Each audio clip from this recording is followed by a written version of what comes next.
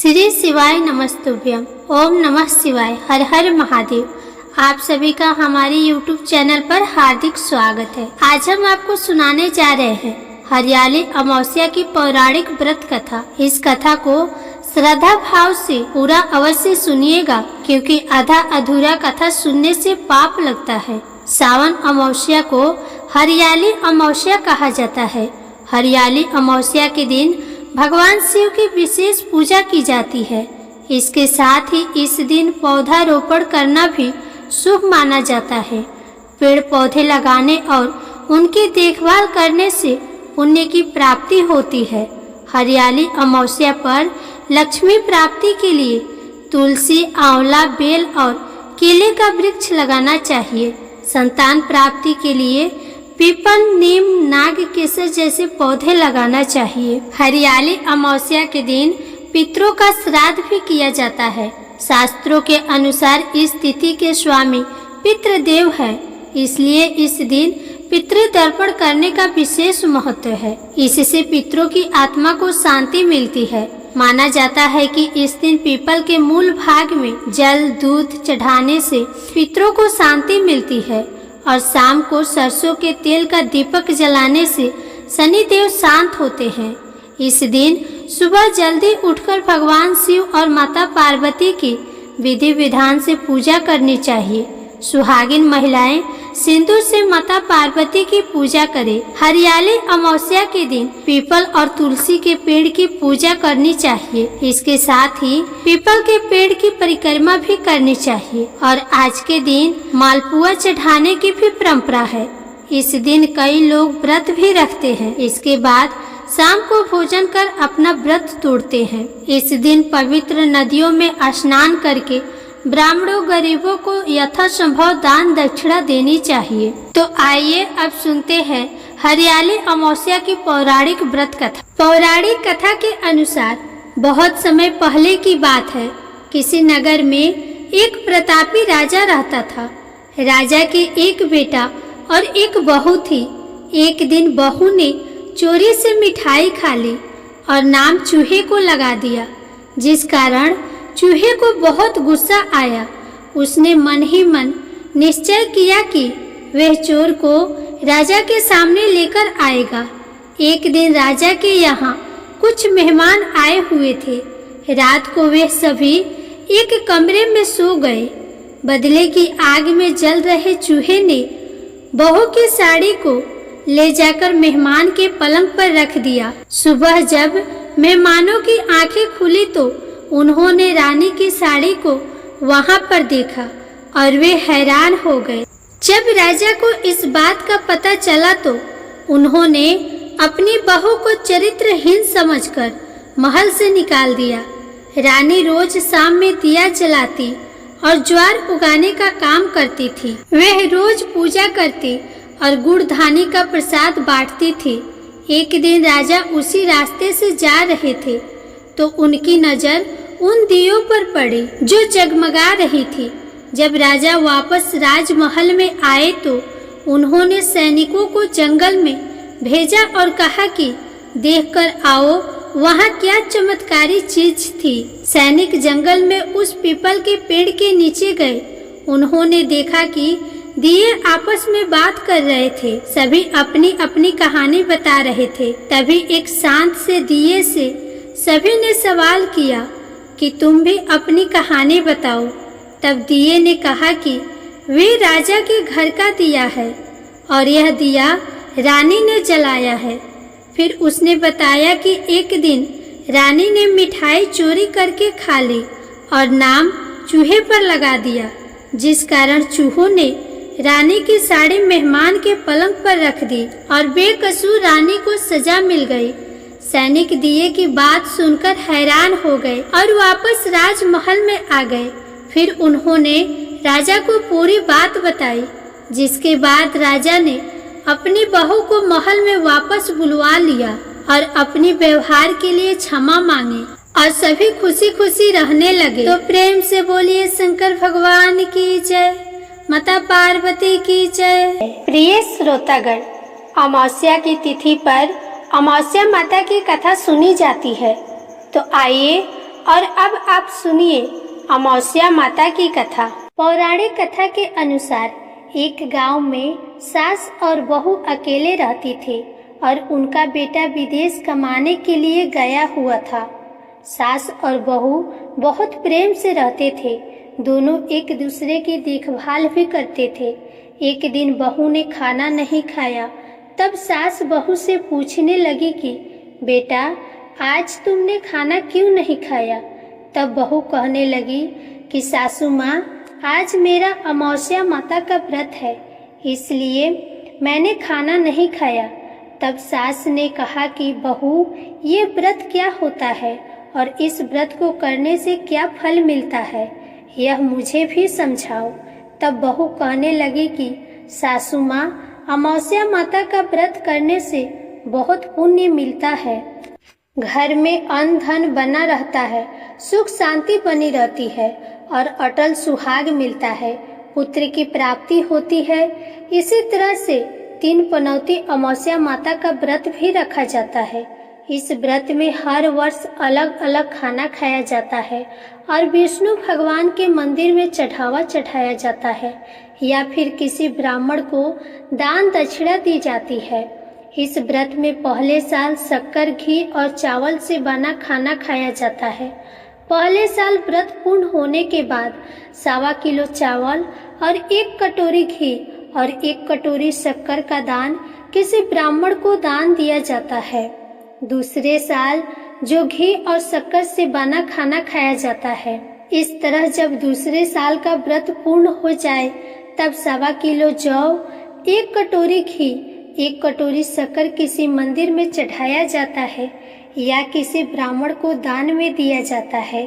तीसरे साल गुड़, घी और तेल से बने व्यंजन खाए जाते हैं। जब तीसरे साल व्रत पूर्ण हो जाए तब आधा किलो तिल, गुड़ और 1 कटोरी घी किसी मंदिर में चढ़ाया जाता है या ब्राह्मण को दान में दिया जाता है।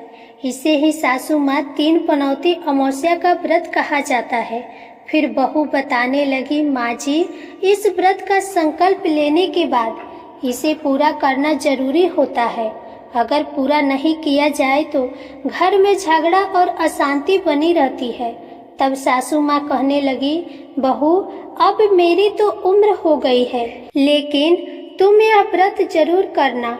और तब बहू यह व्रत करना प्रारंभ किया।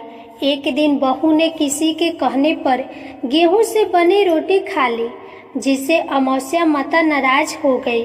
सास और बहू जो दोनों एक दूसरे का ख्याल रखती थी, सास बहू से प्यार करती थी, अब उन दोनों में झगड़े होने लगे।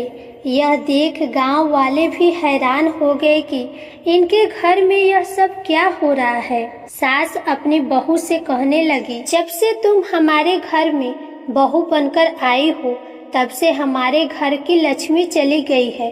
तुम हमारे लिए बिल्कुल भी शुभ नहीं हो। तब बहू ने कहा कि माँ जी, आपके घर की लक्ष्मी चली गई है तो मुझे बताओ कि कहाँ मिलेगी, मैं लक्ष्मी को लेकर आऊंगी। तब सासू माँ कहने लगी कि बहू, लक्ष्मी तुम्हें समुद्र के बीच में भगवान विष्णु के पैर दबाते हुए मिलेंगे। यह सुनकर बहू ये कहकर चली जाती है कि माँ जी, अब तो मैं लक्ष्मी जी को लेकर ही आऊंगी, नहीं तो मैं इस घर में पैर नहीं रखूंगी। ऐसा कहकर बहू लक्ष्मी की खोज में चली गई। जब बहू लक्ष्मी की खोज के लिए निकली तब उसे बीच रास्ते में गाय मिली। गाय बहू से पूछने लगी कि आप कहाँ जा रहे हैं। तब बहू कहने लगी, गाय माता, मेरी सास कहती है कि मेरे आने से उनके घर में अन्न धन की कमी हो गई है और उनके घर की लक्ष्मी चली गई है, तो मैं लक्ष्मी को लेने जा रही हूँ। तब गाय माता कहने लगी कि बेटी, अगर तुम जा ही रही हो तो भगवान से मेरे बारे में भी पूछ लेना। बहू कहने लगी कि ठीक है गाय माता, मैं आपके बारे में भी पूछ लूंगी। तब गाय माता कहने लगी कि जब मेरा बछड़ा होता है तब वह मर जाता है, जिंदा नहीं रहता। तुम लक्ष्मी जी से पूछ लेना कि आखिरकार मेरे साथ ऐसा क्यों हो रहा है। मैंने ऐसे कौन से कर्म किए हैं जिसकी सजा मुझे मिल रही है। तब बहू कहने लगी, गाय माता, मैं आपके बारे में जरूर पूछ लूंगी। ऐसा कहकर बहू आगे बढ़ गई। जब आगे बढ़ी तब रास्ते में उसे घोड़ी मिली जिसके गले में घंटी बंधी हुई थी। घोड़ी ने कहा, बेटी, तुम मेरे दुखों का निवारण लक्ष्मी जी से पूछ लेना। बहू कहने लगी, मैं जरूर पूछ लूंगी। ऐसा कहकर बहू आगे बढ़ गई। आगे जाते ही बहू को एक अंधा और बहरा बुजुर्ग मिला। उसने भी बहू से अपनी समस्या के निवारण के लिए पूछने को कह दिया। तब बहू उसकी समस्या भी भगवान से पूछने को कहकर आगे बढ़ गई। आगे जाते ही बहू को एक बूढ़ी औरत मिली जो कि हाथ और पैर से अपाहिज थी। उसने भी बहू से कहा कि बेटी, तुम जब भगवान से मिलो तो उनसे पूछना कि आखिरकार मैं अपाहिज क्यों हुई, मैंने ऐसे कौन से कर्म किए थे। तब बहू उसकी समस्या पूछने के लिए तैयार हो गई और फिर आगे बढ़ गई। आगे जाते जाते बहू बहुत थक गई और एक आम के पेड़ के नीचे बैठ गई। आम का पेड़ बड़ा खुश होकर बहू से पूछने लगा कि बेटी, तुम कहाँ से आई हो और कहाँ जा रही हो। तब बहू कहने लगी कि वो लक्ष्मी जी को लेने जा रही है। तब पेड़ भी अपनी समस्या भगवान से पूछने के लिए कहने लगा कि मेरे पेड़ पर लगे हुए आम खट्टे ही क्यों होते हैं, इस बारे में बहुरानी भगवान से जरूर पूछ लेना। तब बहू पेड़ की समस्या लेकर आगे बढ़ गई।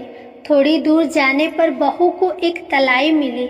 वह भी बहू से कहने लगी कि बहू, तुम भगवान से पूछना कि मेरी तलाई का पानी इतना मैला क्यों है, कोई यहाँ आकर पानी नहीं पीता। तब बहू कहने लगी कि मैं जरूर पूछ लूंगी। ऐसा कहकर बहू आगे बढ़ गई। बहुत दिनों से जंगल में चलते चलते बहू थक गई थी। उसे भूख भी लगी थी, लेकिन खाने को कुछ नहीं मिला तो वह भूख और प्यास से बेचैन हो गई और जंगल में बेहोश हो गई। उसी समय भगवान श्री हरि और माता लक्ष्मी घूमते हुए उधर से जा रहे थे। तब माता लक्ष्मी जी विष्णु भगवान से कहने लगी कि हे नाथ, यह तो आपकी बहुत बड़ी भक्त है, आप इसके दुखों का निवारण कीजिए। तब भगवान श्री हरि कहते हैं, इस संसार में तो बहुत से जीव दुखी है, सभी अपने अपने कर्मों का फल भोग रहे हैं, मैं किस किस के दुख का निवारण करूं। तब माता लक्ष्मी जी भगवान श्री हरि से विनती करने लगी और कहने लगी कि वह भूखी और प्यासी है, अगर इसे जंगल में छोड़ दिया जाए तो जंगली जानवर इसे खा जाएंगे। माता लक्ष्मी जी की बात को सुनकर भगवान श्री हरि साधु का वेश धारण करके बहू के पास गए और उसे होश में लेकर आए। बहू के होश में आते ही साधु वेशधारी भगवान उससे पूछने लगे कि वह यहाँ क्यों आई है और कहाँ जा रही है। तब बहू ने सारी बात बताई। उसकी बात को सुनकर भगवान श्री हरि और माता लक्ष्मी जी प्रकट हो गई। उनके साथ साथ अमावस्या माता भी प्रकट हो गई। बहू ये सब देखकर उनके चरणों में गिरकर उन्हें प्रणाम करने लगी। तब अमावस्या माता बहू से कहने लगी कि बेटी, तूने मेरे व्रत को खंडित किया है, इसी की सजा तुझे मिली है, लेकिन अब मैं तुझे क्षमा करती हूँ। अब तुम घर को जाओ, तुम्हारा घर अन्न और धन से भर जाएगा, तुम्हारा घर सुंदर महल में बदल जाएगा और तुम्हारी सभी मनोकामनाएं भी पूर्ण हो जाएंगी। यह सब होने के बाद बहू ने रास्ते में जो जो भी मिला था उन सभी के दुखों का निवारण करने के लिए विनती की। तब भगवान श्री हरि कहने लगे कि गाय ने कभी अपना दूध किसी को नहीं पिलाया, इस कारण उसके बछड़े जिंदा नहीं रहते। तुम उसका दूध पी लेना, फिर उसके बाद उसके बछड़े जिंदा रहने लगेंगे। और घोड़ी पिछले जन्म में आटा पीसने वाली महिला थी, वह किसी को आटा पीसकर नहीं देती थी, इसलिए उसके गले में चक्की के पात बंधे हुए हैं। तुम उसके पात खोल देना, वह बिल्कुल ठीक हो जाएगी। और वह बुजुर्ग कभी भगवान के मंदिर नहीं गया, ना ही कभी उसने भगवान के भजन सुने। तुम उसे भगवान के मंदिर में ले जाकर भगवान की दर्शन करा देना। इससे वो ठीक हो जाएगा।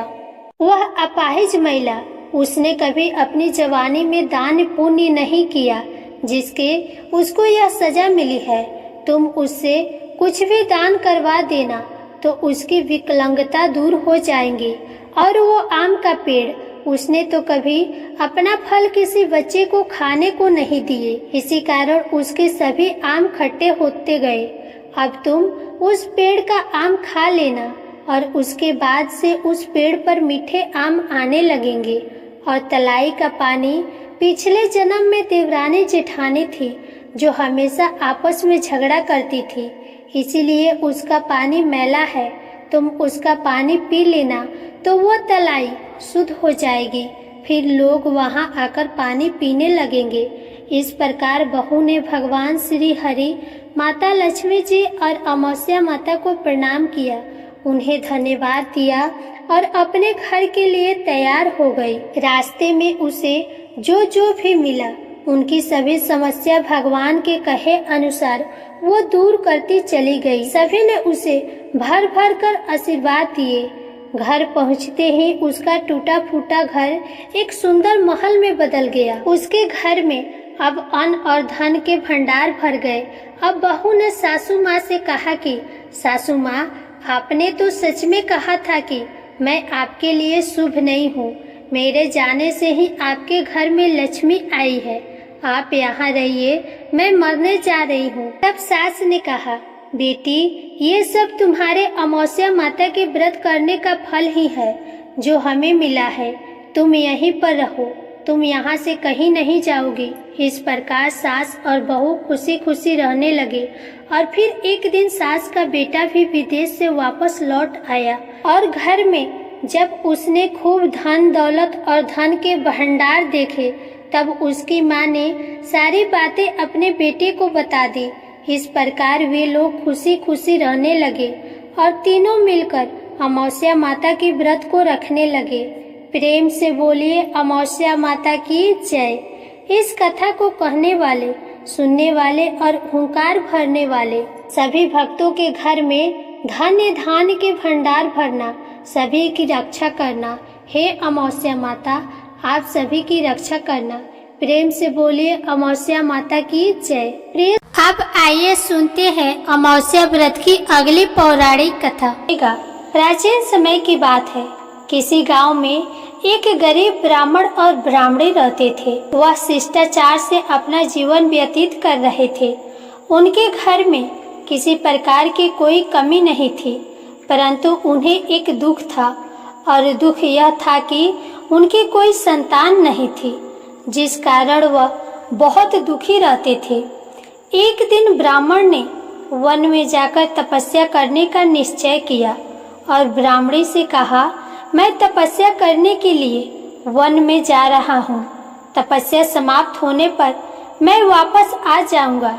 ऐसा कहकर वह वन की ओर चला गया।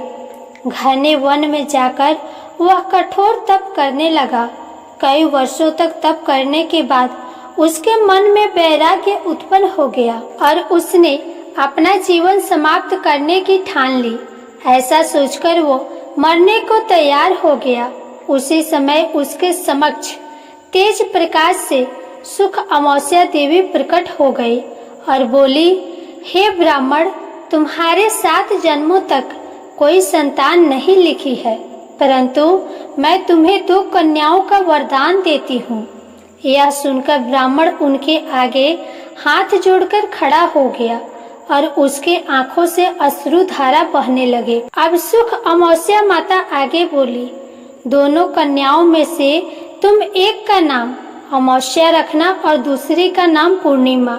अपनी पत्नी से कहना वह हर अमावस्या का व्रत करे और 1 कटोरी चावल भरकर दान करे। 1 साल तक तुम्हें ऐसा हर अमावस्या पर करना है।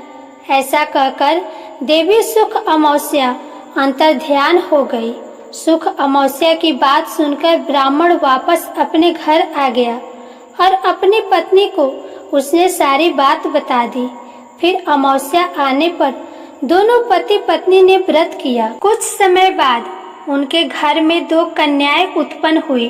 ब्राह्मण ने एक कन्या का नाम अमावस्या रखा और दूसरी कन्या का नाम पूर्णिमा रखा।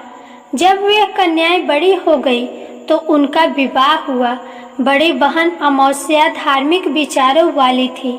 छोटी बहन पूर्णिमा भगवान में विश्वास नहीं रखती थी। बड़ी बहन के घर सुख समृद्धि का भंडार था। उसे संतान रत्न भी प्राप्त था, परंतु छोटी बहन पूनम के घर दुख और दरिद्रता का कोई अंत नहीं था। उसे कोई संतान भी नहीं थी। जब बड़ी बहन को छोटी बहन की दरिद्रता का पता चला तो वे अपनी छोटी बहन के घर गई और उससे कहने लगी, पूनम, तुम सुख अमावस्या का व्रत करो और पूजा कर उपवास करो। 1 साल तक 1 कटोरी चावल दान करो। ऐसा करने से तुम्हारे घर में सुख समृद्धि का वास होगा। पूनम ने बहन के कहे अनुसार हर अमावस्या का व्रत करा और 1 कटोरी भर चावल हर अमावस्या पर दान करा। देखते ही देखते पूनम के घर भी धान्य धान और सुख समृद्धि के भंडार लग गए। इस प्रकार जो भी व्यक्ति सुख अमावस्या का व्रत विधि पूर्वक करता है और अन्य दान करता है, उसके घर में सुख समृद्धि के भंडार लगे रहते हैं।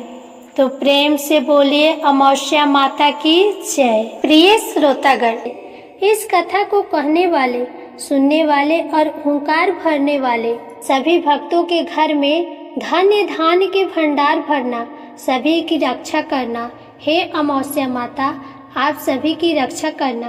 प्रेम से बोलिए अमावस्या माता की जय। प्रिय श्रोतागण, वीडियो अच्छी लगी हो तो इसे लाइक करें और चैनल को सब्सक्राइब करें। साथ ही कमेंट बॉक्स में अमावस्या माता की जय जरूर लिखें। जय श्री कृष्णा। राधे राधे।